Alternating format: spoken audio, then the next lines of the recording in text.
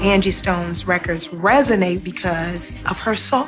Whatever her reality is at the time, she is going to bring it. Before you got your in and your brand new beat and your exclusive free, I was your baby, I was your ride or die, and it's your one supply and everything you need. Yeah. There's nothing that she could do that's not quality.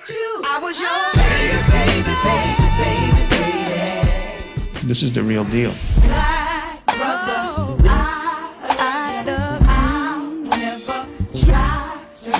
She doesn't make just relationship songs. She makes motivational songs, too. She's opening the book of her soul. She had a moment of real commercial success, but it was not sustained. They said we signed away our publishing. Did you just really ask to leave Clive Davis?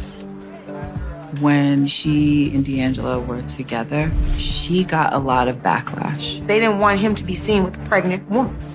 That was one of the happiest and saddest times of her life. Either I'm too much in love or I'm too much in pain. In my case, I think I was afraid to be alone.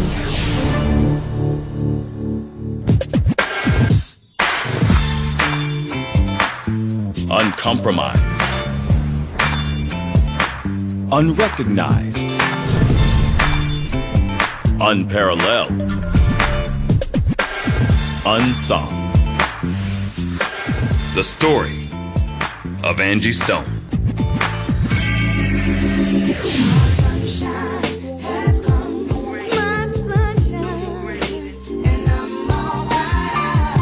Angie Stone is like therapy. You know, I don't know how much I paid for this concert, but it was worth it.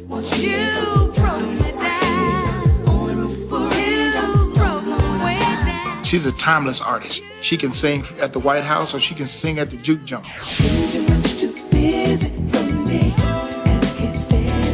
Angie Stone made her mark the old-fashioned way as a trained musician who wrote the songs that chronicled her life.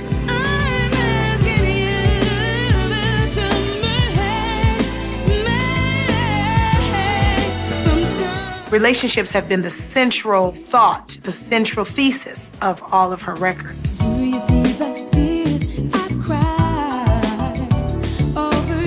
She's coming from a real place and she's coming from her heart. There's nothing made up about her.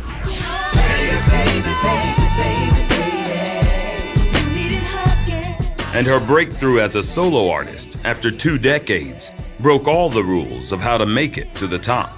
She has that platform, so there's some relevance to your words.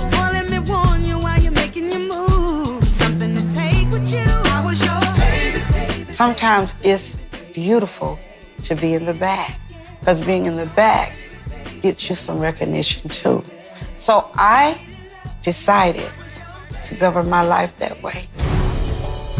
But for Angie Stone, that long and winding journey and the terrain she crossed to get there came with a cost. She has put those relationships with men before her career and before herself. She had a lot of self-esteem issues. So it's easier to push somebody else out there, like let them go first.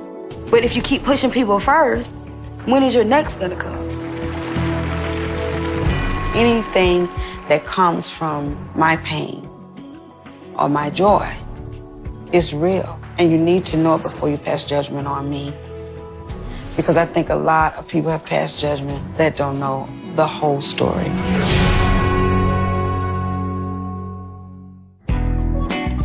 Angie Stone grew up as Angela Brown, the only child of a working-class couple in Columbia, South Carolina. My hometown is that the city part of the country. You're gonna find Southern hospitality. You're gonna find good food. People genuinely love, we genuinely live, we genuinely worship. My husband had various jobs. He was a cab driver. He did construction work. Myself, I worked at a hospital. So we had to, had to make do. My dad used to tell me, don't wait on anybody to do something for you. If you want it, you gotta go get it for yourself. My mom taught me that you can have anything that you want in this life if you persevere. She stayed active. I think she played every sport almost. And when that was over, you know, she found something else to do. She just was a busy kid.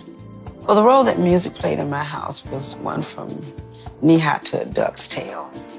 My dad was in a group, and every other weekend they would practice at our house. So I was really forced to sit there and listen. And in doing that is where I learned about the blues. It's where I learned my rhythm. It was where I knew my gift came from. She would tell me that, you know, that she was going to be a singer at 6. And she could sing, too, like a grown woman at 6.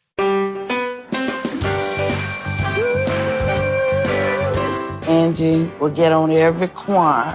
She would get on the school choir, and then she sang on Spot Church. The first solo that I sang is called The Harvest is Plentiful. The harvest is plentiful, but the laborers are few.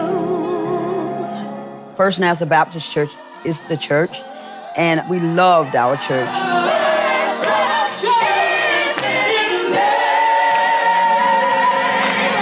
We always had to be at the front, and we were always the loudest.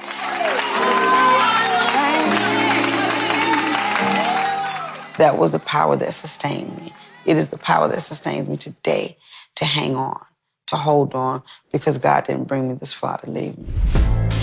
By high school, Angie was dividing her attention between sports and music.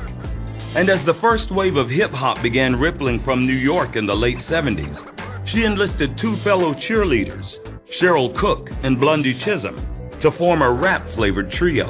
I was that one that was more the noise talker, because I talk about how bad I am. Cheryl was always just the sexy one. You know, she played